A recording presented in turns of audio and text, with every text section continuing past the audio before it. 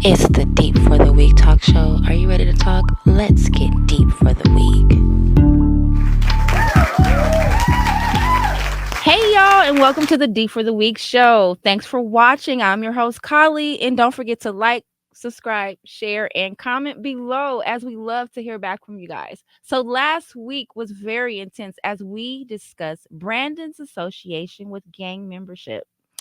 Now, Brandon left off at how long the judge was going to sentence him. Let's find out. And let's also find out the outcome of Brandon's life. Did gang banging cripple his adulthood, or did Brandon turn out to be a great young man? Now, I happen to know Brandon, so this was a very interesting. A lot of things he told us in this interview I did not know about him, but it was very interesting to hear that Brandon diversity also helped him become the young man that he is. So watch episode 2 as we get deep and he tells us how gang membership molded and or crippled his adulthood. Let's get deep, y'all. It's funny because during that time I was still fighting the case, and when this was fucked up. I was up there. When I was in court, the judge, this lady, man, Mr. Culberson got up on the stand and ripped me apart. He's talking all of this bad shit like I was Scarface or something. No, he didn't come to the witness stand. That nigga came to the He witness. hated his ass for that punch. Man, I'm telling you, bro, I better not never see that dude again. You know what I'm saying?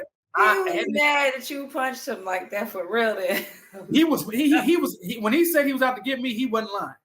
Because that motherfucker, not only did he get me kicked out, he's the one that got me kicked out. Then he came to my court, and I'll never forget. If it wasn't for him, I wouldn't even got convicted. The judge convicted me to the fullest extent of the law. She gave me class 1 felony, possession of sales with intent to distribute. Okay. Class 1 felony, the highest you can get on that. You know what I'm saying? And she was like, I'm like, bro. So that even a lot of people don't know, but in California we got a little thing called the 3 strikes law. So if I would have got 2 more of those, that would have got 25 to life. And that's what's so fucked up about that law, because you can get in there going in there on some bullshit and get 25 motherfucking years. You know how many people was in there from just like stealing food and or stealing shit that when they had that law, if you stole something for more than over $50, it was considered a felony, and so they got 3 strikes from just stealing shit. Ain't that ridiculous? Really doing life? Like, ain't that sad? Motherfucking Clinton, that was Clinton's ass too. You know what I'm saying? For all that shit they try to punt, that was Clinton too. They did that. Oh, and, people don't be knowing who be behind that shit. And they be, I love them. You got to do your research. You better. I'm in the court listening to the judge, and the judge was like, I don't believe the minor. I believe it was too much evidence. There was this, that, and the third. The people who came and spoke against him, I believe them. Blah, blah, blah. I'm going to convict you to the fullest extent of the law, young man. She said, the only thing I'm not going to do is put you in jail. She said, the only reason I'm not going to put you in jail is because of your grades. She says, she said, you're an athlete. And she says, you got a 3.6 GPA. She says, I don't understand that. She says, what I do understand is you have a chance to change your life. She says, so I'm not going to put you in jail. But but everything else I'm giving you. So thank God, you know what I'm saying? So I had a long ass probation. I can't even tell you how many hours of community service I had.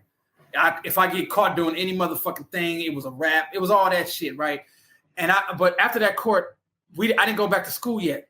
My dad took us to Denny's. It was me, my dad, and my mom. And my dad, my mom, my dad said something. He's like, son, he's like, I'm proud of you. He's like, man, you handled all this like a man. You know what I'm saying? He's like, I'm proud of you, man.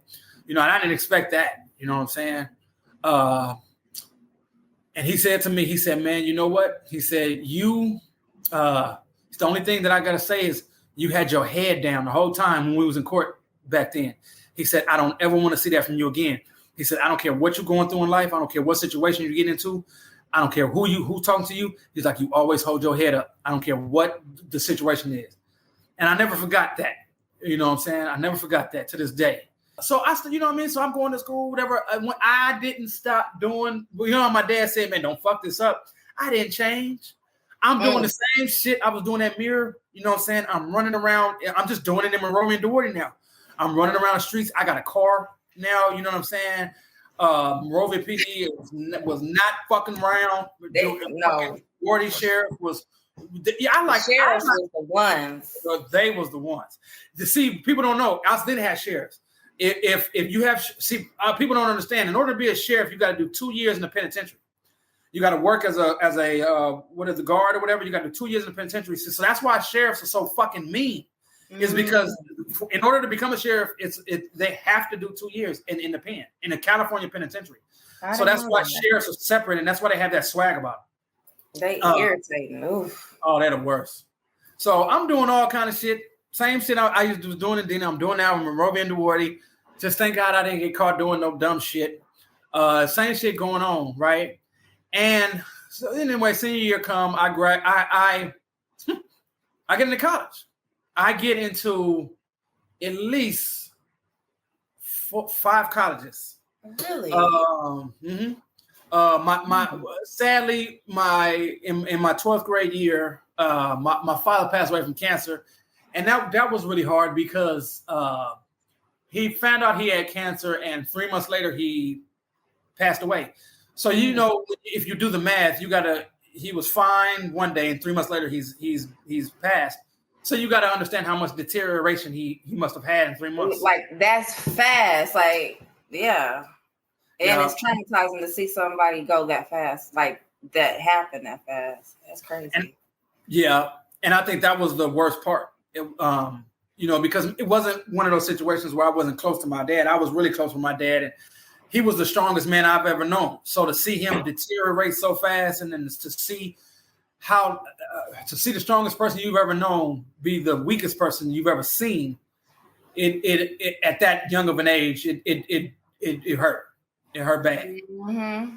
And it's awkward as everything. It's so many emotions at once. It's like that's how I felt. Yeah, I definitely know what you're saying. It's like my hero, my everything. Now I gotta, it's a weird feeling. So yeah, that was, I didn't know that happened that fast. Yeah, he had lung and brain, and it spread. And by the time they caught it was just a wrap. And, he had surgeries which just didn't do nothing but make it worse. You know what I'm saying? Made him less agile and the whole nine. You know what I'm saying? So I had to watch that. And the fucked up thing. This is the thing though. And one of the reasons why I bring it up is because I remember when he was all right, I went to him and was like, "Pops, I'm gonna graduate next year. And he was like, son, we can't. I'm not sure if we can afford college. You know what I'm saying? Well, and now I'm like, that just crushed me because my whole time I'm thinking this is what I'm doing. So the fucked up thing was though, because he passed, that was the only reason I was able to go, because I was able to get financial aid. And the reason I was able to get financial aid is because my mom didn't make enough money. So, and then my dad's income was no longer there. So when the federal government looked at the income, they saw it was only this. And so now I qualify for financial aid. So the only reason I was able to go to college. So in hindsight, the only reason I was able to go to college was because my father died. So the reason, and I bring that, and I say that for a reason, because it's a through line that helped me, that got me through a lot when I felt like wasn't sure if I was able to, if I could keep doing what I was doing. So anyway, I got into 5 colleges. I got into Morehouse. I got into Florida State. I really wanted to go to Morehouse. That was my number one pick. The only reason I didn't go is because it was too far away from my mom. I didn't want to leave her. And my father had just died. It wasn't me going nowhere. You know what I'm saying? So but I did end up choosing San Diego State. So I went to San Diego State. That was my first college. So I was going to San Diego State, the Aztecs. Go Aztecs. You know what I'm saying? I was going to San Diego State and changed my life. When I got down there, bro, it was what I think a lot of hood niggas miss. See, I never not one time thought to myself, when I'm 18 years old, I'm gonna still be around the neighborhood. That was never a thought I had in my mind. In my mind, I was like, when I'm 18, I'm the fuck up out of here. Which is why, you know what I'm saying? Which is why, like, when I see like career like gang members and stuff, You know what I'm saying? I'll be like, I it's not a diss or a down. It's just, I just remember when I was wanting to be out of that shit. I'm the fuck out of Altadena at 18. I'm gone. I want to see, and it wasn't so much of, I just don't want to see this street shit no more. I don't want to be.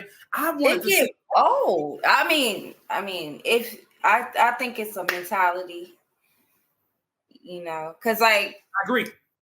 I felt the same, like, you know, even with me being at graduating, I was pregnant when I graduated, and I already had another baby, but I still was like, this is just not. I don't, you know, even though my friend, it was a thing. I know you remember how many pregnant girls, and I just was like, I don't give a fuck what they label me as, baby mama welfare. I'm still finna go. I went to college too, like, you know. So I get what you're saying. Like, it's an urge. I think everybody don't have that. Because like we looking at some people we can go pull up right now. They're still there. You ain't lying. You ain't lying, bro. It's crazy. You right. I couldn't agree with you more. It is very, very much a complex. But my motherfucking complex was I'm a people person. I'm a worldly motherfucker. You know what I'm saying? Like I'm interested in shit. People would be like, nigga, what you like? You know what I'm saying? You know what I'm saying? But that's just, but again, it goes back to I went to private school, bro. I didn't career do none of this. I went to private school. They got thrown into this bullshit and did what I did to survive it. And then as soon as I'm like, I can get up out of it, I'm up out of it. Cause it's what you said. More than anything else, I wanted to see what else was out there in the world. But also, I don't know what other motherfuckers felt. And maybe, and it wasn't me being bougie or anything, but I just think the hood is boring as a motherfucker. Boring. There's nothing to do. It's so fucking repetitive. There you go. You feel me? I mean, if you don't like going to work and doing the same job, all that shit they be talking in a factory or whatever, you know, then how you get up and go to the same fucking park that you've been going to since 3 years old, playing in it. Now you in that motherfucker at 40 smoking a blunt, sitting on watching somebody. What? I know. And I feel you. That's how I felt. I'm like, this shit here. In all honesty, I was bored around the homies half the time. You know what I'm saying? I didn't know I didn't know what it was at the time. I just knew I was fucking bored. I just knew the shit niggas was doing, I wasn't interested in doing. You know, motherfuckers would even talk shit about me. Like, BT don't want to do this. And the funny thing is, I wasn't the type of motherfucker that would just go along with shit just because, you know, if I didn't want to do something, I'm like, nigga, y'all go ahead, I'm through. You know what I'm saying? The motherfuckers used to talk a little shit, but it was just, I just wasn't interested. Like the shit that, I don't know, man. A lot of the shit felt lame. A lot of the shit felt bullshit. A lot of the shit felt, I hate to say it, but beneath me. And I hate to say that. But that's how I feel. You know what? And you know what? I get what you're saying, because now that I'm not from California, now that I don't live there anymore, I'll watch like people's functions, you know, live when they go live and stuff. And part of that makes me miss home. Like, right. Then I'll be like, I couldn't even see myself being at that function though. Like if I was still, you feel me? Like I just don't like it. And it's not to put them down. Like I still love a lot of them people, like to the point where like I do want to see them sometime, but like not at them type of functions. You understand? I do understand. And it's like, it's almost embarrassing to be like, damn, I used to be that girl chilling and passing the blunt with them niggas. Like, you know, but it's crazy to see that there are still 48-year-old thugettes. They still out there like chilling every day with these, you know. So yeah, I know. And I watch it and I'll be like, what has not triggered them to say like, damn, I'm gonna be 60 doing this? Right. That I was 20 feeling like that. Like I didn't, you know, I had bitches that was 40 that was kicking it with us younger bitches. You know, I didn't want to be her. I don't want to be like you. Like I had a lot of that when I got out, when I was going to San Diego. I mean, it was just such. I mean, I'm still smile about it. You know what I'm saying? Because I was like, woo. You know what I'm saying? I'm like, wow, like bro, and this kind of goes. And I know we run a long time, but I this kind of goes to like. What I kind of will talk about when I get to my job part, but it opened my eyes up to what else was out there. You know what I'm saying? And I saw how much bigger the world was. And then you know what I saw that I love more than anything else? I took the hood with me. And that's and I say that in a good way. You know what I'm saying? I'm proud to be from where I'm from. Damn it. You know what I'm saying? I don't look at it as I don't look at it as negative in any way. I'm proud of it. And every part of my journey, nothing embarrasses me about nothing I've ever had to do, been through. I understand it was part of where I'm at or where I'm going and all of that shit, you know. Right on. It's a part of you. It made you who you are. And when I went down to San Diego, you know what I'm saying? Wasn't nobody like me. You know what I'm saying? Like nobody was like me. Like motherfuckers. I mean, it was motherfuckers from LA down there, and you know what I'm saying? And obviously the locals from Dago, and you know what I'm saying? But motherfuckers, wasn't nobody like me. You know what I'm saying? I felt like a superstar kind of. You know what I'm saying? Because everybody would trip on how I would talk, how I would dress, how, you know what I'm saying, my swag, the whole 9 yards. Motherfuckers was like asking me questions and, you know what I'm saying, what's Dana like? Nigga, that's a tight ass shirt. You know what I'm saying? Oh, you put the crease, y'all put creases and y'all shit like that. You know what I'm saying? That kind of thing. You know what I'm saying? So then I'm experiencing that on top of there's thousands of people. I'm just meeting some, and I'm a people person. So I talk to every motherfucking body. You know what I'm saying? So I was one of those ones who I was very social. You know what I'm saying? So I'm meeting fraternity motherfuckers and, you know what I'm saying? And I'm going to parties and, you know what I'm saying? And boy, it was San Diego was like living in fucking Altadena. You know what I'm saying? Because I don't know if people know, whoo, boy, San Diego is nothing but Bloods. You know what I'm saying? And it's smart. They got Crips and they got Bloods, but the Bloods is the deeper. I'm not going to say. Like, yeah, it's what is it, Skyline out there or some shit? Yeah, that's what. They deep as Skyline is deep as a motherfucker. I don't even know what the Crip gang name is out there. That's how, you know what I'm saying. They got neighborhoods and I don't want to go to it, but they got neighborhood and they got this stick on West Coast. They got some other shit, but you know, I met niggas down there. You know, I got down there and you know, can't keep the hood out the kids. You know, so I remember I kind of hooked up with niggas and was fucking around because I just wanted to see. I wanted to know where I was at. You know what I'm saying? I wanted to know where I was at because I move around a lot. You know what I'm saying? I'm not just staying on fucking San Diego State's campus. You can kill that. Right. I'm all over the motherfucking San Diego. So I want to know, okay, if I'm in East Dago, who's over here? You know what I'm saying? So I learned real quick. You know what I'm saying? Okay, it's 40s over here. It's West Coast over here. It's neighborhood over here. It's Skyline over here. It's Lincoln over here. So Farrell Park over here. You know what I'm saying? I learned real quick what was up. But then, you know, I'm dumb. And I had a homeboy that was from Pomona. And man, my nigga to this day. You know what I'm saying? Boy, he's a Cancer like me. And it was just we're very similar. Both of us light skinned, both of us like to party, you know what I'm saying? But he was going to San Diego State and he was a year older than me, but then he got kicked out that year too, you know what I'm saying? But anyway, I was kicking with him a lot and you know, I mean, shit happened, man, to where bad shit. You know what I'm saying? Somebody ended up dying. And you know what I'm saying? It was just same old shit. Like, you know what I'm saying? So yeah, it was a little bit of that down there for me. I got kicked out for my grades, right? Mm-hmm. So the day I kicked out for my grades, the day I find out, I had to call my mom and my brother because I had to tell them, like, you know, and I thought that was going to be the worst call in the world because you got to remember my dad just died. So now and the only reason I was really able to go was because he died. So now you mean to tell me, nigga, you done fucked your school off? But Pops died for nothing. You know what I'm saying? I mean, that's how I'm feeling, you know? So I'm like, man, my brother about to rip my head off. So I call and I'm like, let me get through with my brother first. He going to be the worst. Then I'll call my mom second because she's going to be mad. She's going to be easier. But I called and they both on the phone. And my brother didn't even get mad. He said, okay. He said, so this is what you're going to do. Tomorrow you're going to go down there. He's like, you're going to figure out what the JC is. Go down there, enroll in the JC, figure out what classes you need to take them, and then transfer back to a major school. He's like, that's what we're going to do. Not you, we.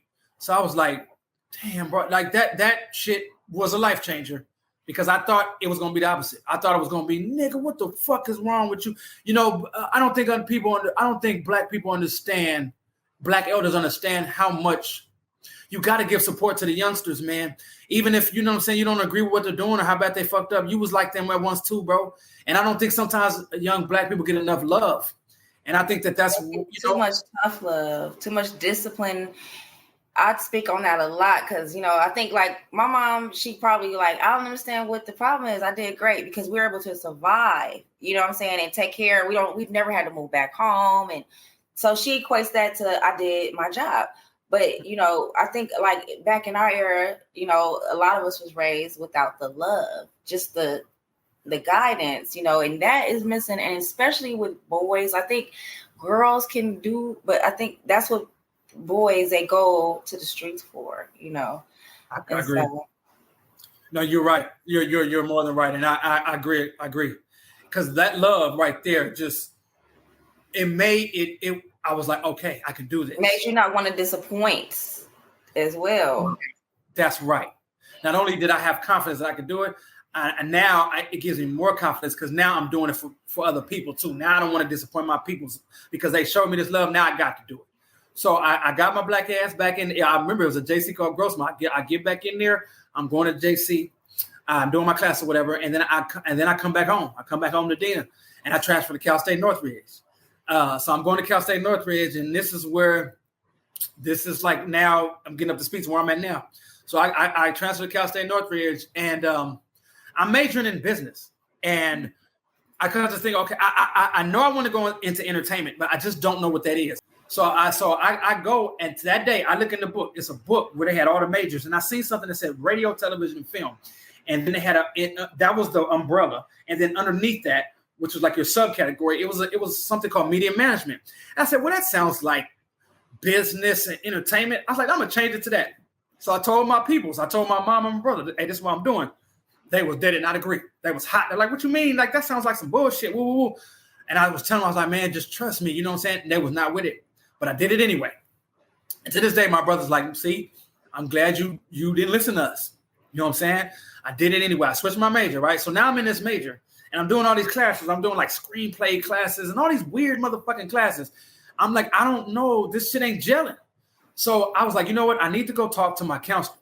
So I set a meeting with my counselor, and I go in there, and there's like 7 students in his office, and they're all like, they're eating pizza and playing around. And I'm like, what is this? And then my counselor looks at me, and then he looks at all the other kids, and he says, I want everyone out of this room except for Brandon. So everybody leaves. And then the guy says, his name is Bob Gustafson. Bob says to me, how can I help you, young man? And I look at him and I was like, man, I don't know what the hell I'm doing. And he smiles and he says, you know what? He says, that's probably the best answer you could have gave me. He said, I deal with kids all the time that think they know the world and they don't know shit. He says, the fact that you understand that you don't know shit tells me that you know a lot more than you think you do. So he said, I want you to give this young man a call. His name is Benny. I was like, okay. So he writes this number down, and this is a guy named Benny. And he said, Benny works for NBC. He said, give him a call. I was like, okay. So I give Benny a call. As soon as I walk out the office, I give Benny a call. And me and Benny hit it off. He sounded black, you know, and me and him hit it off. And he says he's a director of research, programming research for NBC. Like, I don't know what none of that means. So he said, still lost. Still. So he just tells me, he ends off the phone call, though. He says, man, you want to come interview for an internship? I don't even know what an internship is. And I'm like, yeah. He's like, all right, well, meet me up at NBC on this day at this time. I was like, okay. So I go, and I'm so green. I don't even know how to tie a tie. I had to wake up that morning and had to wake my brother up and tell him, I was like, man, can you tie this tie for me? You know, little things like that makes you miss your pops, you know? So he's like, yeah. So he's like, man, you're going to have to learn how to do this, man. You know what I'm saying? So he's helping me tie. To this day, I know how to do it. And I'll teach my own son, you know? But I tie my tie, and I go in there with the one suit that I own. You know what I'm saying? It's all baggy and didn't fit, you know what I'm saying? And I go up there, and I'll never forget this because I mentor a lot of young ethnic kids at my job, in media in general. They have a whole mentorship program at my job called the Sync program, and it's modeled after me. But so I do a lot of it. But what I tell like a lot of kids I mentor, when I walked into the NBC building, that's what changed my life. Because when I walked into that building, I looked around and I was like, I saw all the pictures of all like the TV shows and the Today Show and Great Whoop-de-Whoop and Live with Regis and Kelly. You know what I'm saying? And I'm like, I'm just looking around and I'm like, nigga. I was like, I don't know what they do in this motherfucker, but this is where I need to be. Like it all came full circle. Because I told you I wanted to be in entertainment. I just didn't know what that was. So once I got into that building, I'm like, nigga, this is where these people is at that I need to learn and I can know what they do. You know what I'm saying? I knew it automatically. Right? They put you, somebody gave you the right number. Somebody gave a nigga the right number. So when I go up the elevator, and the elevator opens, and I see this black dude with Timberlands, jeans, and a t-shirt on. And he starts laughing when he sees me. He said, "You Brandon, right?" I was like, "Yeah." And he was like, "Did you do all this for me? Did you dress up for me?" I'm like, "Yeah, man." I'm like, "Yeah." And he's like, "Oh man, you didn't have to do all that for me." And he's laughing. So like, then look at me. You feel I'm lost. I'm like, "What you mean, bro?" So he takes me to his office, and he's facing me, and he's quiet. He doesn't say a word. So they taught us about something in school called the elevator speech, and that's if you it's a metaphor. If you catch yourself in an elevator with someone who's an executive, you got to know what to say. And if you don't know what to say, you need to figure out what to say. So that's what's called the elevator speech. So that's what they teach you, right? They say, don't not say nothing. You got to say something. That's the point. But you got to learn what to say. So you have to learn how to talk to executives. So you have to learn enough to be able to speak their language. That's what it means, right? So I'm thinking it's some elevator speech type thing. And I'm like, well, yeah, man. So my name is Brandon, and I'm very passionate about TV. And he's like, yeah. He's like, "Hey, man, you ever seen this video? This nigga's watching Rap City." So I'm like, and then he's like, "Have you ever seen that video?" And I'm like, is this a fucking test? You know what I'm saying? And I look again, and I'm like, yeah. And he's like, "You like the song?" And I'll just look at him. I squint my eye. He's like, "Do you like the song, bro?" I'm like, "I hate this kind of rap, bro. I don't know. I don't like this kind of shit." Well, he's like, me neither, man. Woo, woo, woo, woo, woo, woo, woo. And then, like, literally, me and this nigga talking about rap for 30 minutes. At the end, he says, "Man, you want to come intern with me?" I said, "Yeah." And he's like, "All right, man, be here on Monday at 8 o'clock. I was like, okay.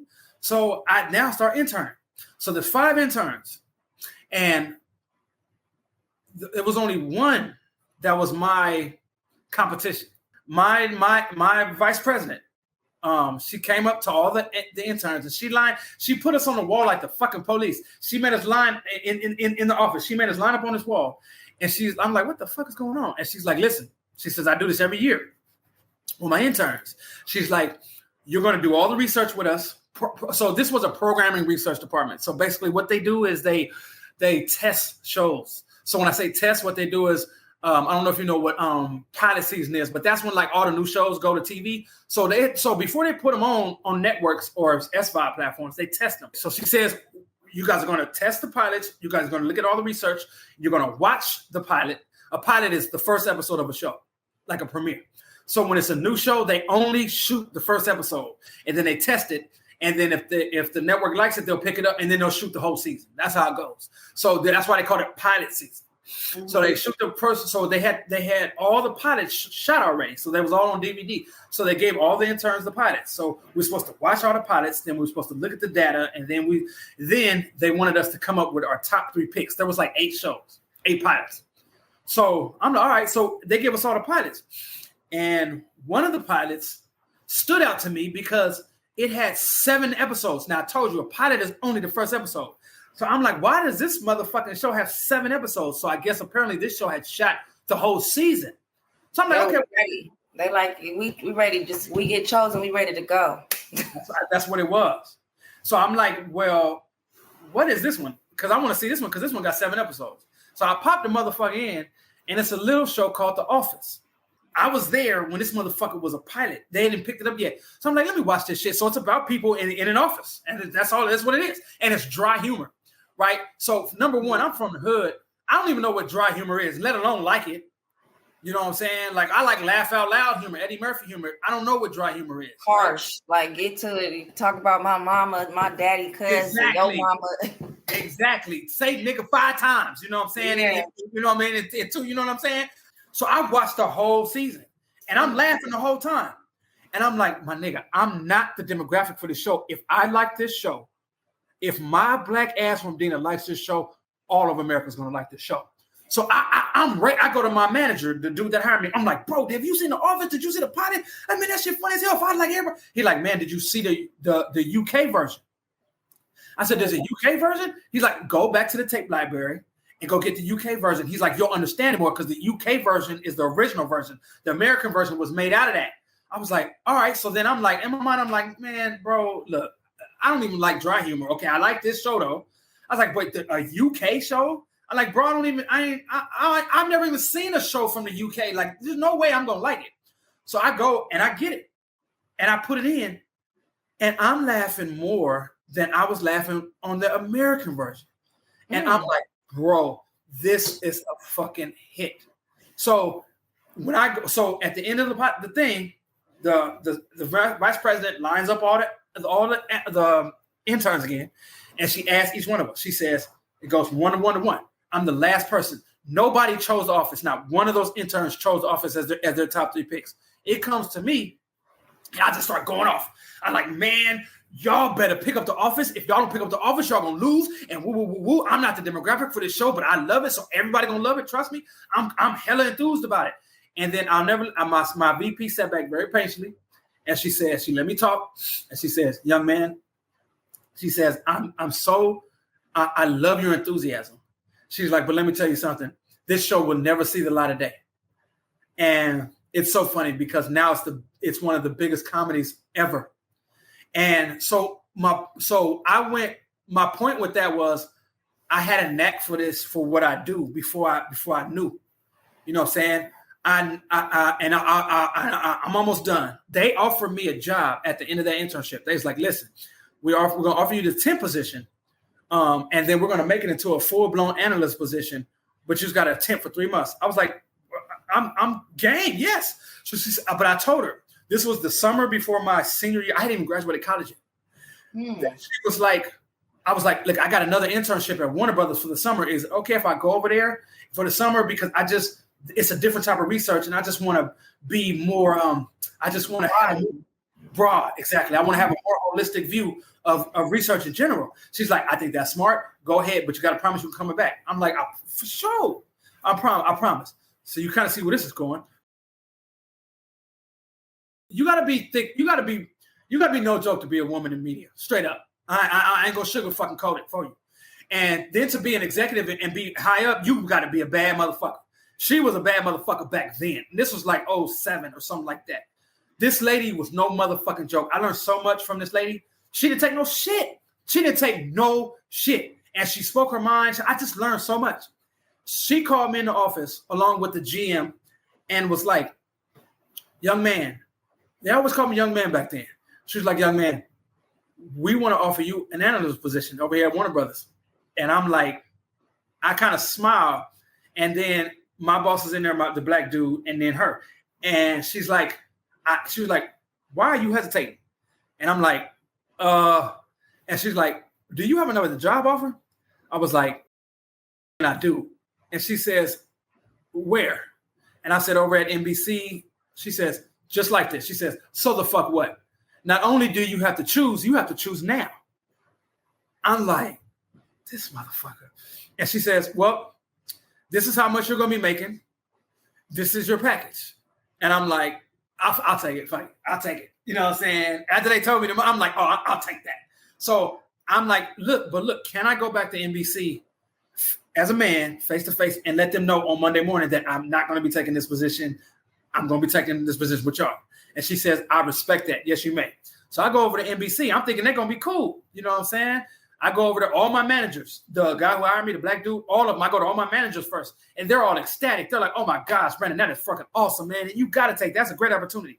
I go to that VP lady, and I'm telling her, I'm like, hey, you know, this is what happened. The one that told you that the show wasn't. I was like, look, they offered me a full-time analyst position or whatever, blah, blah. She's sitting there listening to me. And she says, put your ID on my desk, go wait outside my office, and I will have security walk you out. That's what that motherfucker said. And that's the last time I ever talked to her. She's still in media. She's still at NBC. I've seen her at conventions and all that. She still won't fuck with me. That motherfucker was still mad about that shit. You know, I ain't graduate. I still got a year. She says, can you come to school? Can you go to school at night? I said, yeah. And she's like, go to school at night, come to work during the day. I'm like, oh, all right. So I was a full-time analyst. This was a position that you're not supposed to get unless you have a degree. So I was a full-time media research analyst, and I hadn't even graduated yet. My counselor, that guy that told me about this shit in the first place, that Bob guy, he told me, He said, Brandon, I've worked for Cal State Northridge for over 15 years. And he said, I've never seen a kid be able to pull something like this off. I've never seen a kid get a full-time position in any media company before they graduated. He was like, you're the first one. And because of that, he calls me back to talk. I talk on panels and shit like Pepperdine and shit like that. He calls me back to this day to talk on panels just because of that. I go to Warner Brothers, the CW happens, and the new CEO comes in and lays off 10,000 people. I was one of those people, right? So I had just graduated, felt like I had just got like a life. You know what I'm saying? Like I just started my life. I started my career. You know what I'm saying? So when he hit me with the layoffs, I was motherfucking hurt, man. I'm like, man, see what I'm saying, bro? Like shit, man. You know. So I remember I was kind of fucked up, man. I was laying in my bed one morning, and then I get a call. I get a call from one of my old professors. But he wasn't only a professor, he was also the research director for KNBC. So KNBC would be NBC, but your local station. So the local NBC affiliate we see in LA. So he was the research person for them. So he called me. He's like, hey, man, I heard about what happened to you. I was like, damn, how'd you hear about that? He's like, man, it's a small industry. He's like, man, you want to come temp for me for a little while? I'm like, until you get back on your feet, pretty much is what he said. I was like, yes, man. And I was like, man, why did you think of me? And he said, you know what? He said, you're the only student I've had in 6 years that got an A in my class. And it's funny because his class that he taught was the media management class. I'll never forget, like it was an anchor. He was a Mexican dude. Everybody knew this dude, man. I'm not even going to say his punk ass name, but he was an anchor for Los Angeles for a long time. He was cool as shit to me every day. I'm talking to him every day because he sat right next to me. And then one of his little cronies, some young guy was there with him. And the dude was acting like he didn't know me, you know what I'm saying? And I went up to him. I was asking him about a news story. I was like, hey, man, well, so whatever happened with this? And the dude said to me, he's like, it was a TV up all around the news. It was all kinds of TVs around. And he's like, if you ever want to know what's going on in the world, look up there. You know what I'm saying? And I looked at this motherfucker like, well, nigga, what the fuck did you just, like, bro, if we was out on the street, bro, I would slap the shit out of you. You know what I'm saying? Like, why? You know what I mean? Like, what, you don't want to talk to me because you got your little crony here? What the fuck? And then you clown me? Like, I'm like, all right, so I can't say nothing. I don't say nothing. You know what I'm saying? All right, man. So I just turn around and I had to move again. So the news director comes up to me and he says, hey, man, we got to move you back to the floor or whatever. I was like, oh, okay, you know. And then he says to me, he says, you know what? He says, you know what, man? He's like, you know, I see something in you, son. And he says, but you know what? You'll never get anywhere sitting here. And at the time, I didn't know what he meant. So these salespeople, I speak a little Spanish, you know what I mean? And they were the salespeopeople for Telemundo, NBC owned Telemundo. So they had set me right. The only place they could set me was right next to this. Literally, it was a fucking trash can. So I'm working on this little desk next to this trash can. It was very degrading, but that's the only place where they had for me to sit. And the Hispanic salespeople saw me, and because they all go to lunch together. And they saw me because the elevator was right where I sat, and they were speaking Spanish, but they were talking shit. They were pretty much like, look at this motherfucker over here sitting by the trash. You know what I'm saying? And and they was all laughing, you know what I'm saying? And I'll never forget that. You know what I'm saying? I'll never forget that. And it hit me what that guy was telling me. He was like, what he was telling me was, the only way you're going to be successful, the only way you're going to make something of yourself is if you get your ass up in network.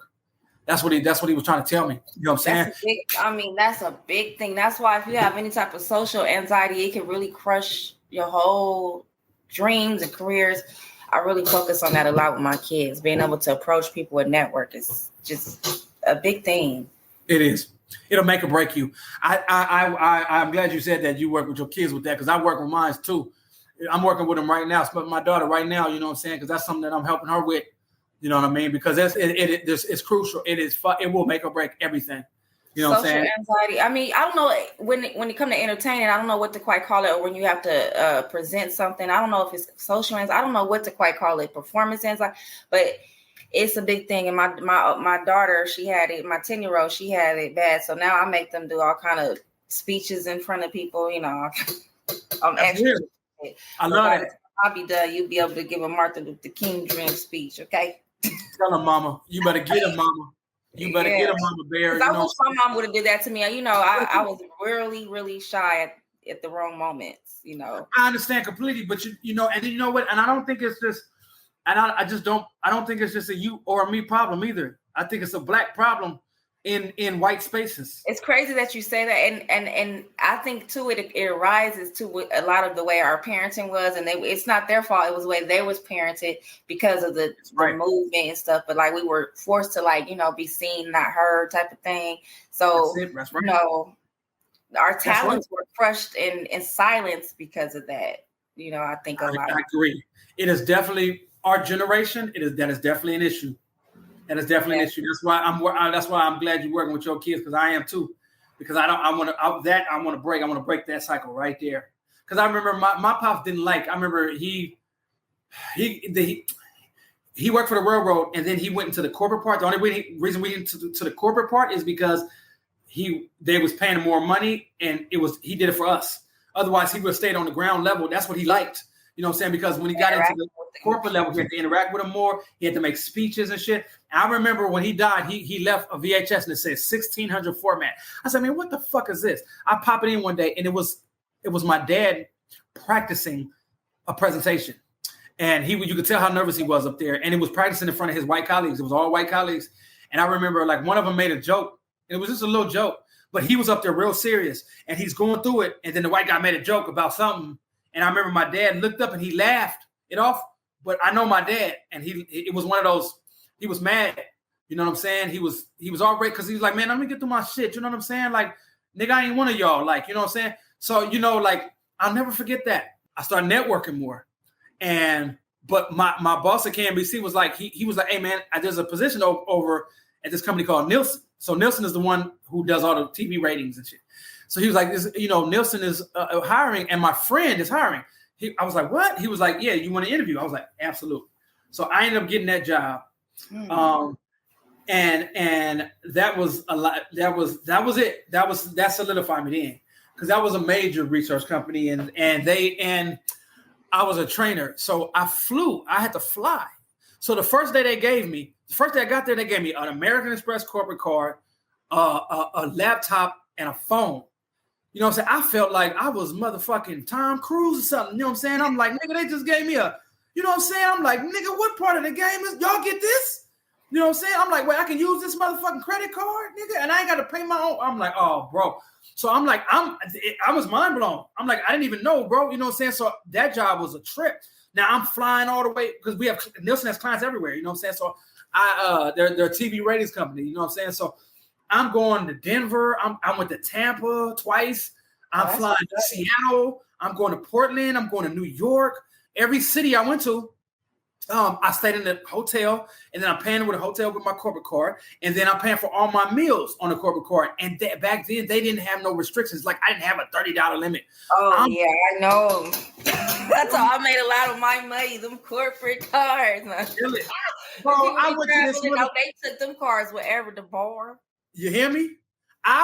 When I was in Portland, my motherfucking dinner was $100, and it was just me. You know what I'm saying? Ain't nobody tell you, like, do you really have to eat that much? You like, ain't nobody finna tell me shit either. You look back a couple times like, they really ain't saying shit. Give me the lobster. You know what I'm saying? Give me the lobster bits, nigga. You know what I'm saying? Extra butter. Okay. I'm saying. Like, shit. I'm like, man, nigga, I didn't make it. You know what I'm saying? I don't know what making it is, but I think I did it. You know what I'm saying? I'm not really sure what the criteria is for it, but I think I'm there. You know what I'm saying? So that changed me. You know what I'm saying? I'm like, just flying everywhere and doing all this shit. So it's crazy, because I was a trainer. I trained on like the products. And this guy that came to one of my trainers in LA, it was a black dude. He sat in the back of the classroom the whole time, didn't say a word. And then he waited for everybody to leave. And he comes up to me at the end of my training. And he's like, hey, my name is so-and-so. He's like, man, you seem to have a lot of passion for TV. You know what I'm saying? For TV research. Now, I don't have a passion for TV research, but I do have a passion for TV. But I'm like, oh, yeah, hell yeah, man. I'm never passionate. You know what I'm saying? Well, man, that's my dream. I don't give two fucks about the data part. You know what I'm saying? Now, I'm not even good at math, bro. So he's like, man, I have passion like that, man. He's like, but I don't see it much. He's like, man, you want to go to lunch? I was like, bro, like I told you, he was blind. I was like, bro, Roscoe's. Because Nielsen was on Sunset. So I was like, bro, Roscoe's is literally walking distance. I go there damn near every day for lunch. He's like, let's go. So we go to Roscoe's for lunch. He tells me he's the research director for ABC, and he has a senior analyst position open, and he would like to hire me. And I'm like, you lying, bro? And he's like, no, like I want to hire you. He was like, look, this is what we're gonna do. He said, my boss is making me interview 40 people.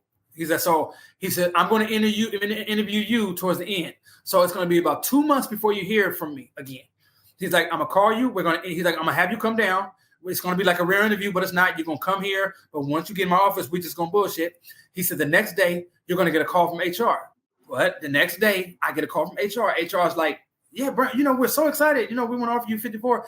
And I was like, well, I was looking for 60. I didn't really want to leave. I don't want to leave where I'm at for no less than 60. And she says, Brandon, this is a great opportunity. This is a lot of money, da, da, da. I'm like, well, no, I was looking for, I don't want to leave, for 10,000, I would, and she's like, well, Brandon, that's all we have in our budget. We really wanted you, that I'm like, now I'm my mind. I'm like, oh man, this nigga fuck me up. This nigga fucked me over, bro. She hangs up. She's like, it was nice to meet you. We'll keep you in the mind down the line for other positions. I'm like, okay. You know what I'm saying? I hang up the phone. I'm almost like, man, this nigga ain't shit. He didn't know what he was talking about. I mean, a minute later, I get a call back, and it's the HR lady. She says, Brandon, I just talked to the director over there. We really want you. So you know what? We found some more room in the budget. We're gonna offer you the 60. You know what I'm saying? I was like, I'll take it. I'll be there on Monday. So I go and I start working over there, and it was great. It was great until I started getting hated on. I don't even think I'm gonna go into that because it really doesn't even matter. Just know that I worked for ABC for a little while, about 3 years. So I'm working at ABC for 3 years, and I get a call from that guy. His name is Keith. I get a call from Keith, coming back from Disneyland, and he's like, "Hey, Brandon, I got a position open." He's like, "You want to come interview?" I'm like, "Yeah, man." So I go interview, and now look, at this time, I don't even know this is a talent agency.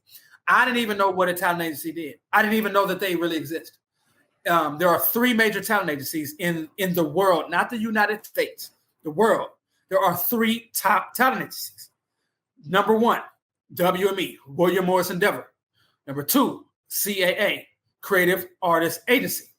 Number 3, UTA, United Talent Agency. Now, at this time, remember those names. At this time, I'm working for WME, the number 1 talent agency in the world, not the U.S. I told him straight out, I was like, Keith, I'm interviewing for this job. He's like, Brandon, can you write a bulleted email? If somebody asked you for an analysis for a TV show, can you write a bulleted email about and analyze the show? I was like, Keith, I do that every fucking day. That's what I do. He's like, you're hired. I'm like, really? He's like, no, you're hired. No, he's like, I'm still building up this department. I need somebody like you. I was like, all right. I was like, can I be completely honest? He's like, yeah. I was like, I don't know what this company is. And he fell out laughing. He said, Brandon, I really didn't either. He's like, me and you, we're old school studio network people. He's like, this is a talent agency, man. So we work with nothing but talent. He's like, but we have talent in everything. We have talent in movies, films, digital, book, people who write books, esports, people who write esports, influencers, right? He was like, this is the biggest talent agency in the world. I'm like, oh, wow. And this actually sounds cool. So I took the job over there. That was amazing. It was amazing. It was talent agencies are the shit. They're like, when people think of, you work in Hollywood, right? People usually think of like Sony or Warner Brothers or ABC or Disney or Fox, right? Talent agencies is the real Hollywood because all the talent works, we represent them. So we deal with nothing but talent. So as soon as I get there, I'm on the phone with Marlon Wayans. I'm on the phone with whoop-de-whoop, whoop-de-whoop, whoop-de-whoop, whoop-de-whoop, whoop-de-whoop. All these stars. What's his name? Soleil Moon Frye, Punky Brewster. You know what I'm saying? Like I'm having meetings with all these stars, bro. That's because I work for them. I didn't realize that yet. I work for them. You know what I'm saying? So so what a talent agency does, like what I do at a talent agency is I'm a media researcher. So I probably should have explained that. I'm a media researcher. So it used to be called TV research, but because of SVOD. SVOD is subscription VOD, which is Netflix, Hulu, Paramount Plus, all the streamers. It's no more TV research. It's called content research because of streaming. So you can't just say TV anymore. You say content. So what a content researcher does for a talent agency is so say like we have a client that's in a TV show. It don't matter what. It doesn't matter the platform either. Clients in a TV show. The TV show say it gets picked up for a season 2.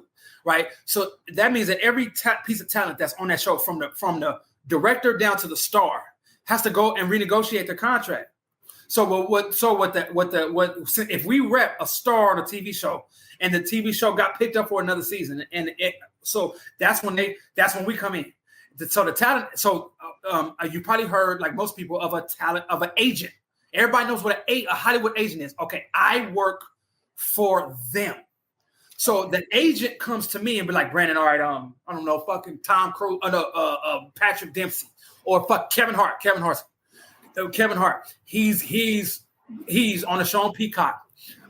Their Peacock's gonna pick it up for season 2. We need to go renegotiate the contract so we can get more money. So they come to me. And so what I do is I put together a PowerPoint presentation and I analyze the show. I show using data, using statistics, how good the show is doing. How good Kevin Hart's show is doing versus other dramas on Peacock. How it's doing in its time slot. So if it's on a network, if it's on Fox or ABC or something, how does this show do during from 8 to 9? How does it show during every other show that's airing in its time slot? How does it do versus ABC and Fox? How does it do versus cable? How does it do versus other dramas on the network? How does it do versus its lead-in? Its lead-in is the show that comes before it. Does it beat its lead-in? If it beats its lead-in, well, that's great, because if it beats its lead-in, that means it's bringing more people to the network. So that means it's bringing people from who are not watching the network, which means the show is highly engaged. People are highly engaged with the show because they bring in motherfuckers from other platforms over to Fox to watch your show. You know why? Because it beats its lead in, and then it beats its lead out. Its lead out is the show that comes behind it. So now it's a tentpole. So that means that it's beating its lead in, which also means it's bringing other people from other platforms, from people that weren't even watching Fox but are coming over just to watch your show, and they're leaving when the show's over because it beats the show. The viewership beats the show that leads out of the show, so the show that comes on after. So people are coming to the show, and then when the show's over, it's leaving. So you motherfuckers are going to pay us more money because our show is a very valuable show, and from 8 to 9 o'clock on Mondays on Fox, motherfucker, and we know it. So see, the thing about it is I'm the person who is the data person who knows this shit. The Hollywood agent doesn't know any fucking thing I just talked to you about. He comes to me for that, and then they bring me in the room when they're negotiating with Fox. So if we're negotiating with Fox, we go in the room with the Fox executives. It's Hollywood agent. It's me. And we go and we're talking to 6 fucking Fox executives on why you motherfuckers need to pay us more money. Right. And I use it doing data. So that's what I do. I'm an expert in content research, television and film. Digital shorts and influencers on TikTok and shit, that ain't my lane. Now social media is my lane because social media has a huge impact on viewership and what people watch and what they don't watch. So it's a part of my narrative. And this thing that I teach my mentees, it was me, my background makes me successful. See, I'm not scared. I've worked very well with talent. They don't let every researcher or every content researcher like myself. Like if you ask me, well, does everybody? No, I got a department of 7 to 8 people or whatever. No, I'm the only one that these motherfuckers call in to actually renegotiate with network executives. Not every researcher does that. You have to have the personality. Agents have to trust you in order to say, hey, Brian, I need you to come in here and talk to these Fox executives with me. They don't do that for every researcher. They do that with Brandon Thompson because I have proven that I can be in a room and I can do that and I can be successful. But why is because I'm not. I can't even say the motherfucker, man. I want to tell you, but he's one of the kings of comedy. Okay, so he's one of the kings of comedy. I helped sign that dude, and one of the things I talked to him all the time. One of the things he was like, man, when I met you, I just knew you wasn't scared, BT. I just knew you wasn't scared. You know what I'm saying? But he's right. Like when I meet talent, I don't. Oh my gosh, it's Patrick motherfucking dead. I don't give a fuck who you are. To honestly, You've been in 10 movies, you got $millions, nigga. That don't mean shit. I guarantee you, I've had more fun in my life than your motherfucking monkey ass has. So I don't look at these motherfuckers like they the shit. You know what I'm saying? You niggas ain't shit. I don't give a fuck how much money you got, my nigga. I'm on my way up to get that same amount of bread. So honestly, homie, I don't give a fuck. I'm still in the same room with you right now. Period. And I'm a different motherfucking color, you punk ass nigga. You know what I'm saying? It was harder for me to get up in this motherfucker than it was for you. You know what I'm saying? So honestly, I feel like I done earned it way. My confidence is way bigger than you don't, yeah. Fuck that. You know what I'm saying? That black girl, black boy magic. Nigga, I get that. I understand that because for a long time I wasn't embracing it, man. I was hiding. I didn't have confidence in these rooms. I had to get to this position, you know what I'm saying? By trial and error. There was a gang of times I went into, they asked me to meetings, bro. At one time I was at Warner Brothers, I was asked to a meeting, I started talking to everybody in the meeting, started laughing. I didn't even have enough courage to look. I got through my presentation by literally looking at the paper because if I knew if I looked up, I heard them laughing, but if I seen it, I don't know if I would have been able to come back to that job. You know what I'm saying? That's how much they didn't try to embarrass me. That all they've ever done is try to push me out this motherfucking shit. All they've ever done, they want their nephew. They want son. They don't want my ass up in there, and they've never had it. And that shit is strong like that. Like it's a hand-me-down industry. Like that industry it's a lot about who you know, and a lot of industries, really, not just Yes, ma'am. So you really when you come from nothing, you don't have nobody name to use and say, so and so sent me. You really gotta go hard. You know what I'm saying? You absolutely do. And I've been doing it for 18 years. And one of the things, I wasn't supposed to make it. It was I used to like when I first started, there wasn't many black people anywhere, whether it was at NBC, wherever I was at. And when especially on an executive level, but when I would run into these motherfuckers in the hallway, I'd be excited as fuck, like another black person, bro. And we walking down the hall, and I'm like, you know what I'm saying? And as soon as they get close to me, they get on their phone, so they avoid talking to me. And I said, you know what, bro? If I ever become successful, this is the shit I'm fucking changing. I said, you niggas is sellouts. And I said, if I fucking get big enough, this is one thing I'm changing. And I do. That's why I do mentorships and all this shit, you know what I'm saying? Because I said I was going to change it, and I am, you know what I'm saying? Because I remember being like, man, what the fuck? I just felt so alone. And so ostracized, and I can't even talk to the black executives that's here. I'm just alone in this shit. And all I did, bro, was I just kept fighting. I kept fighting. They were not going to push me out of media research. I know they didn't like the way I talked. I know they didn't like the way sometimes my slang came out. I know they didn't like the way I walked. I know all of it. You know what I'm saying? But one thing about it was, out of everybody who came up in my generation and shit, like meaning in media research who were like around my age, like I'm so fucking glad that there were 10 of us. There's only one person left, and that's me. And I'm so glad it's me. Because you know what, bro? I'm not saying that they didn't deserve. I'm saying I deserve what I have.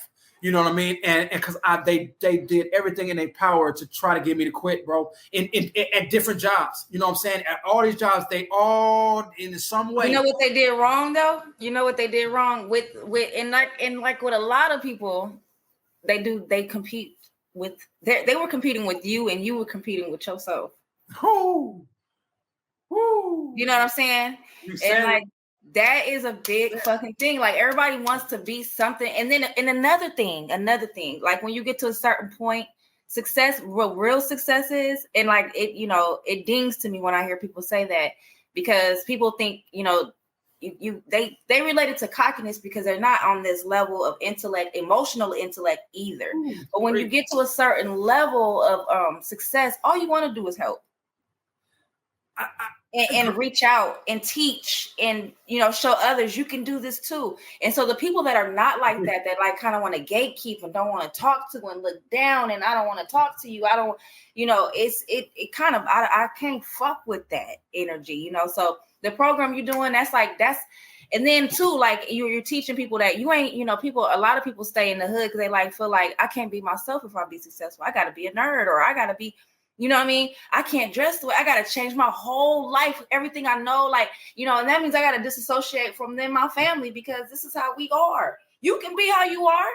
And you can still be successful, get straight A's, go to, like, we need to be taught that. Like, and that's like, I think that's like one thing I love the acceptance. Like, I don't, how they accepting Snoop in his, like he ain't got to change his, like that. I promote that in a real big way, but you got to be really confident to get to that level. Like, I'm gonna walk in just like this.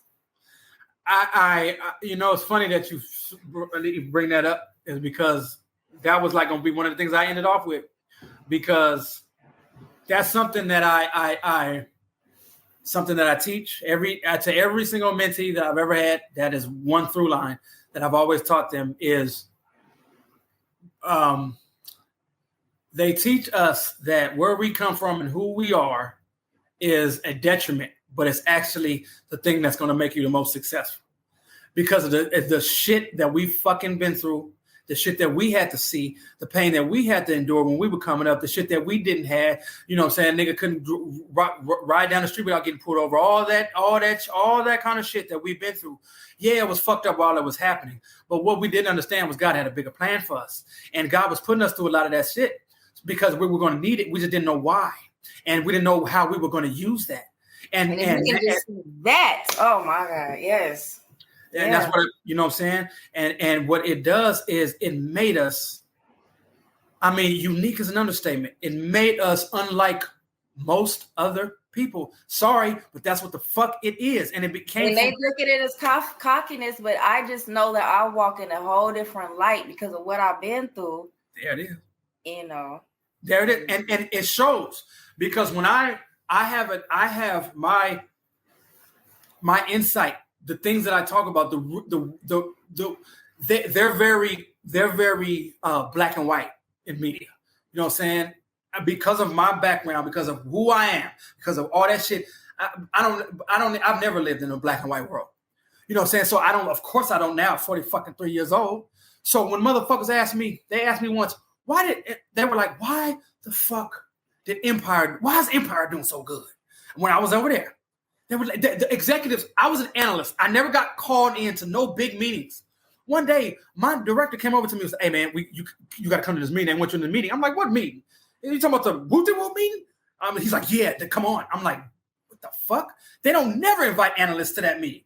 They invited me in there for one reason. They said, "Brandon, all these executives," they're like, "Brandon, we were wondering," very political. They're like, do you have any insight on why what not power the one with it was on Fox, the one with gosh dog, what's the light-skinned nigga, what's the light-skinned actor everybody loves? Terrence Howard. Yeah, Empire, thank you. It was like, why is Empire doing so good? And I'm like, they asked me, they're like, we can't figure it out. They're like, they had their whole qualitative program and research team, everybody. And they're like, I was like, can I be honest? And they were like, that's why we brought you in here. I was like, well, I'll put it to you like this. Like, whether people want to believe it or not, Black people tell you what's popular. I was like, if it's not popular to us, it's not popular. We make things popular. We control creativity in a whole lot of ways. Yeah. And I said, so if we say it's cracking, it's cracking. People will follow suit if we like it. When it comes to certain things in media, television is one of them. So I said, the reason why this one is doing so good is because we're watching it. Why are we watching it is the question that you should have asked me. The reason why we are watching it is because it's true to us.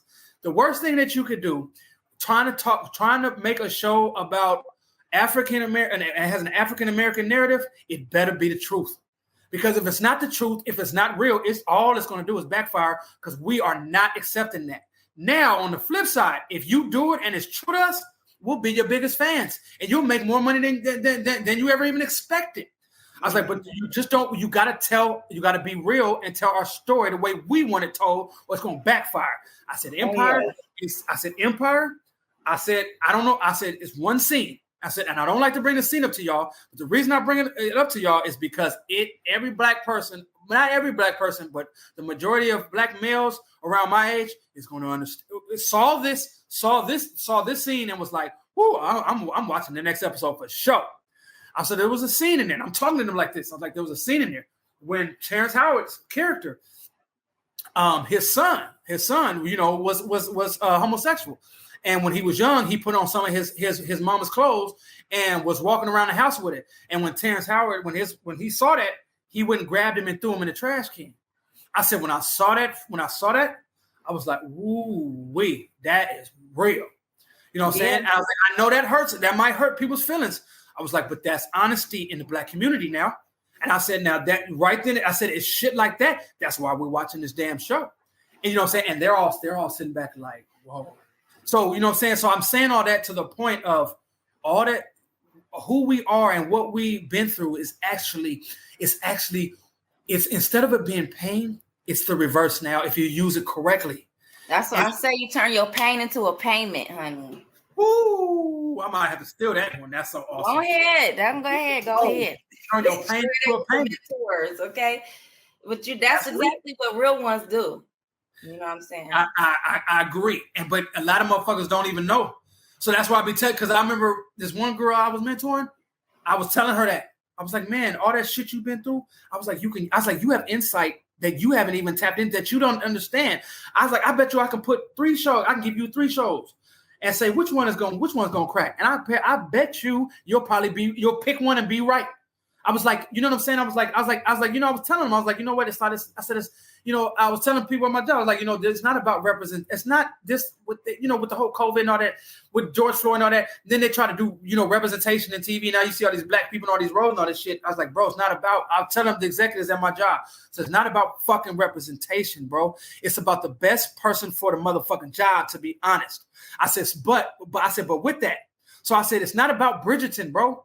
It's not about just putting a Black queen who we know she was it was an English queen, and for sure she was white. It's not about just making that English queen white, bro.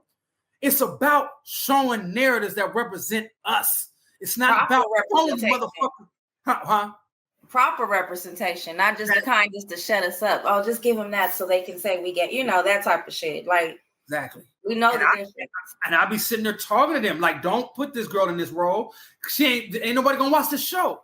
You know what I'm saying? But it's because of what I know and who I am. I know what motherfuckers are going to watch based because I know the zeitgeist way better than they ever will.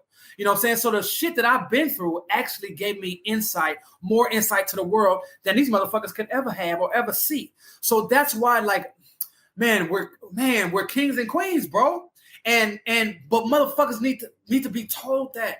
Motherfuckers need to see why. Like, no, bro, you turn that pain into a payment, like you said. You know what I'm saying? Because don't let all that go to waste.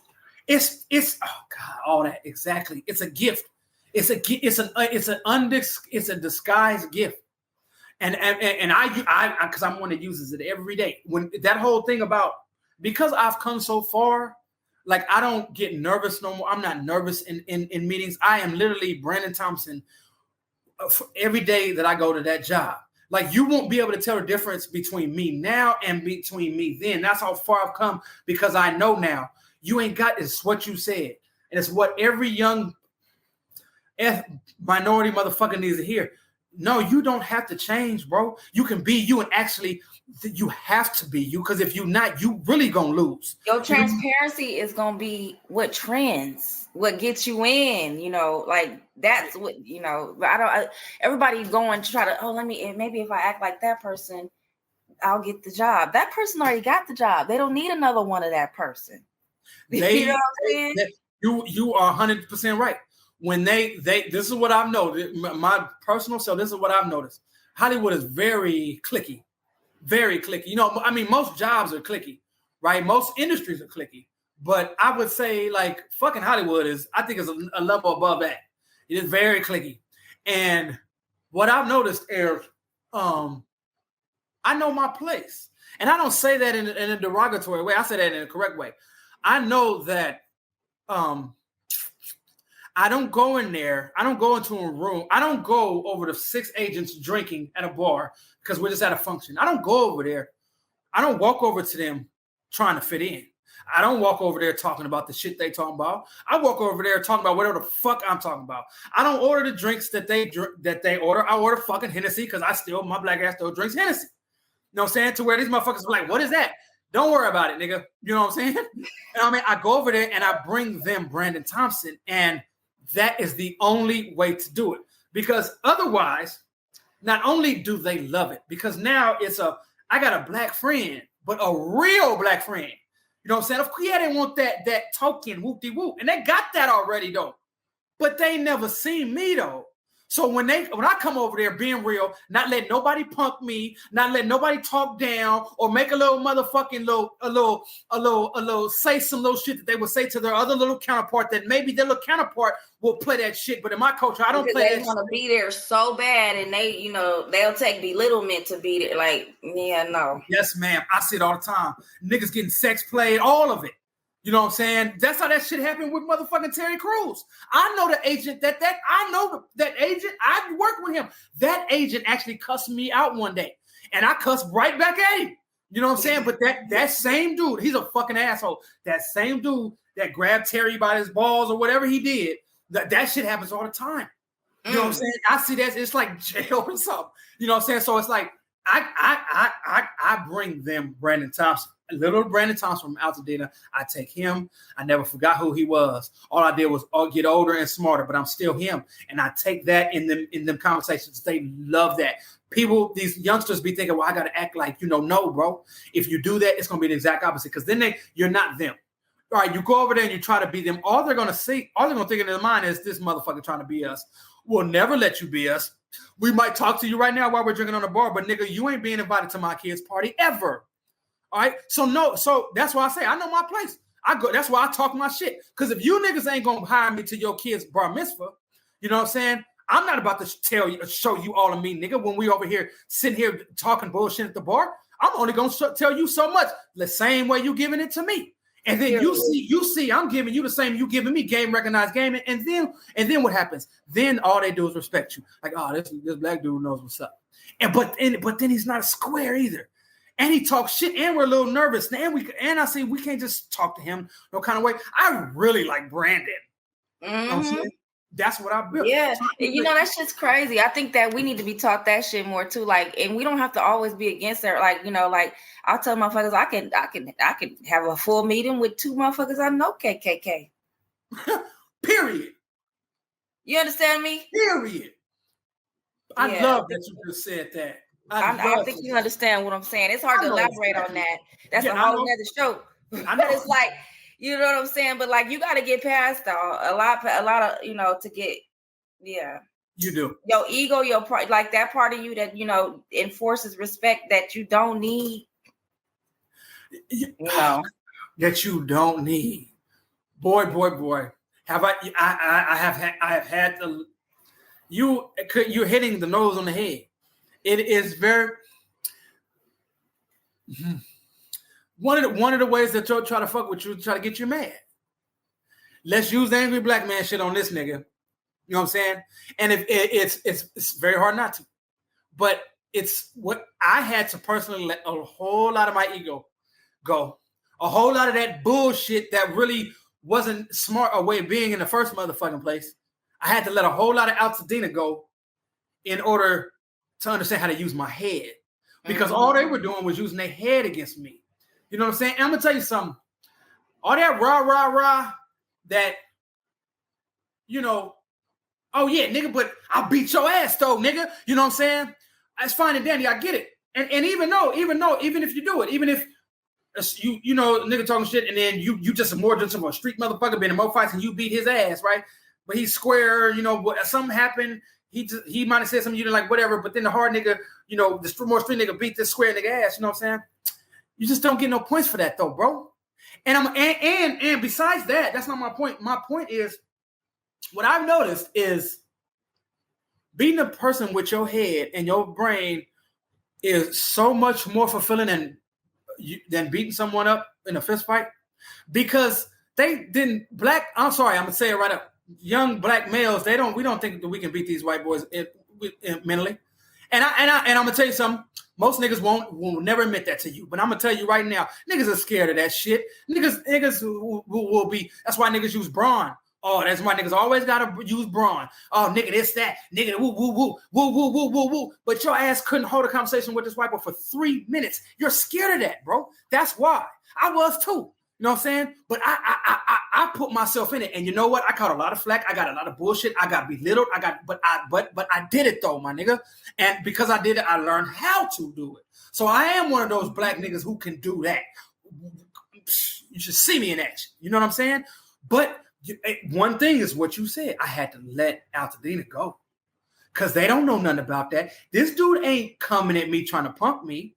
He's talking to me like he would talk to one of his friends. So I can't take it as this nigga's trying to punk me or whatever. What I can do is use my head to be able to figure out the words to let him know, I understand where you're coming from, but just don't get down with me like that, man. Mm-hmm. You know, like, man, don't pat me on the back so hard, man. You know, like I get it, but bro, you know, you understand. I just don't like that. I don't usually deal with. None of my friends do that. I just don't like being touched. You know, it's no diss to you, and it's no problem that you just did that. I just don't like being touched, man. You know, it's that nigga. Well, you know what I'm saying, nigga, what you doing? You know what I'm saying? Right. I don't like being touched, man. You know, yeah, it does. It took me. I had to figure that out. I had to, but it does. It takes some talk. It takes a lot because you be like, damn, you have to have a talk with yourself. Like, I ain't no punk, and I know you ain't no punk, but nigga, you want this guy. You know what I'm saying? You need this. You feed motherfuckers with like, you really have to have a third person talk with self, like. Okay, but you can beat everybody ass. Okay, then what? After that, you ain't got no job. Like, this is not the, you know what I mean? Like, you really, a lot of people can't grow past that. A lot of people can't. I know 50-something-year-old motherfuckers that's still in that position, in their position because of that, that approach they have. You know what I'm saying? Me too. And it's sad because the only reason I was able to learn it is because I wanted to do something better with my life. And I put myself in an uncomfortable position working for these companies because I was uncomfortable, it was hard, you know what I'm saying? But I wanted it for myself.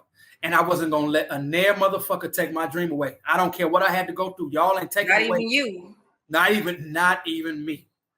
Not even me. So I just, one thing I did, I just kept my faith in God, bro. And I got up every single day and I just put one foot forward. And every single day, God took that other foot and put it in front. You know what I'm saying? And that's I kept going. And I'm at UTA. So I went from WME back to Warner Brothers. I was only there for about 3 months, and then I came to where I'm at now. And I've been here for 10 years. As a matter of fact, this is my 10-year anniversary, and it's serious. It's serious at these companies. You get a 10-year, you get a 15, you get a 20, and you get a 25. So this is my first one. So they got to interview me, and they're going to show it in front of the whole company. I get this big ass thing, this big ass plaque and shit. Like it's major because it's if you can last 10 years at this company, you not many people can. They have a high turnover. The very, very, very high turnover. And that's why they this is a serious thing. So, not only have I been in this industry for 18 years, I've been 10 here. You know what I'm saying? So, yeah, that's where I'm at. That's pretty much my story, man. Yeah, so those are you. Like, I had a list of questions, but you answered them all because I was just gonna basically ask you like how the gangbanging mold you, what were the ups and downs, and what did you think it added to your life? But you answered them all. It's like you were prepared. Basically, you probably pretty much knew what I was about to ask you, but like it was pretty much that because I didn't. I didn't. The only reason, and I didn't mean to cut you off, but I just didn't want to forget. No, I didn't. I really didn't know what the fuck you was about to talk to me about. You know what I'm saying? It's just my life narrative. My testimony touches those subjects. Yeah. I think like all of that stuff that you were talking about, like when they do gang outreach and stuff, like those are the things they need to focus on more. Like, they focus on like getting people to piece up and all this. Like, no, focus on like the reason why these kids are becoming like they're afraid to talk in corporate, they're afraid to try to get jobs. So they go just for the slang and like, they're afraid to be in interviews and have to speak up and like all that shit. Like, all that shit needs to be, our youth needs to be redirected big time. No, I agree because just I've man over the past 5 years, I've mentored over 40 kids, I would say. And that's one thing I'll tell you, like, these are all college educated black kids, though. You know what I'm saying? And You know what I'm saying? So a lot of them are already on the right motherfucking path. They're sitting there talking to me. So that that means that they're at my company interning or in a trainee program or whatever. So, you know, they're already on the right path. You know what I'm saying? But I also talk to people who ain't. And, you know, I like dealing with the people who ain't more than the people who got their shit together, because the people who ain't remind me of me. You know what I'm saying? And it's what you just said. One of the biggest through lines with them is they just don't believe they can do it. Like they, you know what I'm saying? They used to being in the turf every day, and you can see it in them that they got they're a magical person. You can see it in them when they get caught up. Like the ones that go to jail, the motherfuckers are innovators. For real, man. They sitting there making like, you just made what? Like right. You made a tattoo gun outside. You know what I mean? So it's just the guidance and they, you know, I do know how to invent something, but they don't know where to start. Okay, I did invent it. You know, they don't know the next step. Get a patent lawyer. You know, it's like they don't know. Okay, now what? You know, I don't know who's teaching them this shit. Like, you know, so it's like they just stay dreamers. You know, and not doers. That's what they say. A plan without strategy is a dream. Yeah. Yeah. You know what I'm saying? And I mean, it's sad because I mean we got a lot of great minds that come from where we from, like, but they just don't have the guidance, or they don't have a way out, like, you know, or get out like you did. You know, you got to school, and it's so that's why I'm doing this too, because, like, you know, I want to reach out to a lot. I'm trying to help people that were once in my position, baby mamas, strippers. Like, girl, that don't have to be your story. You ain't got to be all up on this. You know what I'm saying? Like, you can still take that with you, because believe me, I tell everybody where I came from and where I'm trying to go and where we're going with this. But you know what I'm saying? You don't have to change your whole, like, I want to help those people. Just like you said, I want to help those people more than the people that are already on their way, you know? So those are people I'm going to go back. You know what I mean? But that's what we need more of, like people that go back for the people that think that like they stuck, you know, like I don't know how to dress different. So because of the way I dress, I can't do that. Like all those, you know. Well, your whole movement is one of the reasons why I'm here. Like your whole get down, your whole movement, the things that you post, the things that you talk about, don't think I don't see them. You want to make me and my wife's favorite, and I think your ass knows that. You know what I'm saying? But you know what? It's your movement. I'm behind your whole movement. I've been watching it for a while. You know what I'm saying? And that's one of the reasons when you asked me, I was like, I'm dropping everything. Like, I got so behind in my work because I'm doing this, but I believe in you and I believe in what you're doing. Thank you. Thank you. I mean, I really do. You know what I'm saying? Because you're the type of person motherfuckers will listen to. That's the thing. It's like a motherfucker in the neighborhood who ain't put in no work. The little homies ain't listening to him. You know what I'm saying? But the OG whoop, they gonna listen to that nigga. You know what I'm saying? You know what I mean? And that's who you are. Like, people will listen to you. You know what I'm saying? Your motherfucking story and where you came from and where you at and what you've been doing and your spirit and who you are to this day and how you didn't look at your spirit, look at what you've been through and look at your spirit now. You know what I'm saying? That's a real fucking testimony. I can see God shining all through you. You know what I'm saying? And that's one of the reasons why I'm fucking here. You know what I'm saying? If you ever need me for anything else, you just let me know and I'll drop whatever I'm doing. You know what I'm saying? I mean that from the bottom of my heart. And I really appreciate what you out there doing for the fucking culture. Because you don't have to do any of it. You're choosing to do this shit, bro. You know what I'm saying? And that's what I respect the most. So, you know what I'm saying? God bless you. Yeah, and the same. Like when you are chosen, you can't just you can't just let it go. I mean, it'll be knocking on your temple your whole life. Like you really, you know, I got the story, like, you know, I tell people all the time, like, some, you know, your gift may be your wife that you walked away from, or your ex, or whatever, you know, and you get to heaven. And I believe, like, you know, whatever your concept of heaven and hell, and when you die, but I have this like story I was told and it sticks with me strong, like, and I'll get ready to end it with that. And, you know, like, you go into heaven, you finally meet God, and he says, you know, before I let you, let's go through this warehouse. And it's a warehouse full of boxes. And he's like, you know, open that box. And every single box are all the gifts and things that he tried to give you that you never opened up. And some of them are your talents, and you know what I'm saying? And so you can get in your own way, you know what I'm saying? So like after that story, I was like, yeah, you know what? You know, like, it's so many analytical stories that I know that I'm not hearing them for no reason. I heard that at a very young age.